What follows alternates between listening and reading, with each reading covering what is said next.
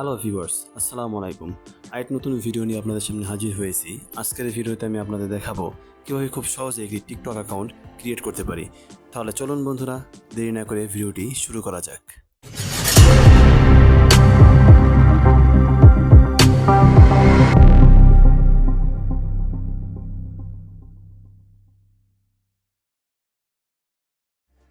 তাহলে বন্ধুরা, আমরা গুগল প্লে স্টোর থেকে টিকটক অ্যাপসটি প্রথমে আমাদের ফোনে ইনস্টল করে নেব।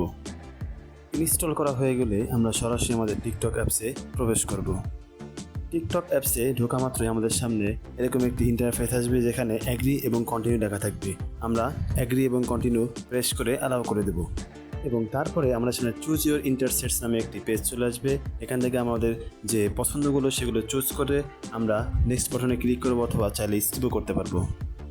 এরপরে আমরা পরবর্তী সোয়াইপ আপ পেজের নিচে স্টার্ট ওয়াচিং নামের বাটনটি প্রেস করে দেব। এবার কিন্তু আমরা সোয়াইপ আপ করে টিকটকের যত কন্টেন্ট আছে সবগুলো কন্টেন্ট উপভোগ করতে পারবো।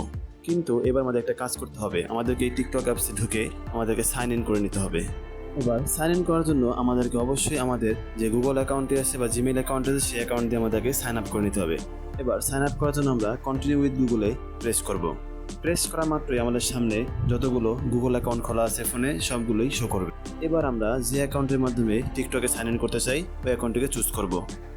এবার একটু লোড নিয়ে আমাদের সামনে একটা নতুন পেজ ওপেন হবে, যেখানে লেখা থাকবে হোয়াটস ইউর বার্থডে, অর্থাৎ আমাদের এখানে আমাদের বার্থডেটা সিলেক্ট করতে হবে। বার্থডে সিলেক্ট করা হয়ে গেলে আমরা পরবর্তী নেক্সট বাটনে ক্লিক করব। নেক্সট বাটনে ক্লিক করার পরে আমাদের সামনে আরেকটি নতুন পেজ ওপেন হবে, যেখানে ক্রিয়েট নিকনেম লেখা থাকবে এবং নিচে আমাদেরকে আমাদের পছন্দ মতো নিকনেম সেট করে নিতে হবে। নিকনেমের জন্য আমরা আমাদের পছন্দ মতো যে কোনো নাম নির্বাচন করতে পারি। নিকনেম দেওয়া হয়ে গেলে আমরা কন্টিনিউ বাটনে প্রেস করব এবং আমরা পরবর্তী নিউজ ফিডে চলে যাব। তাহলে দেখুন বন্ধুরা, আমাদের টিকটক অ্যাকাউন্টটি কিন্তু পারফেক্টলি এখন ক্রিয়েট করা হয়ে গেছে। এরকম আরও নতুন ভিডিও পেতে চাইলে সাবস্ক্রাইব করে পাশে থাকবেন।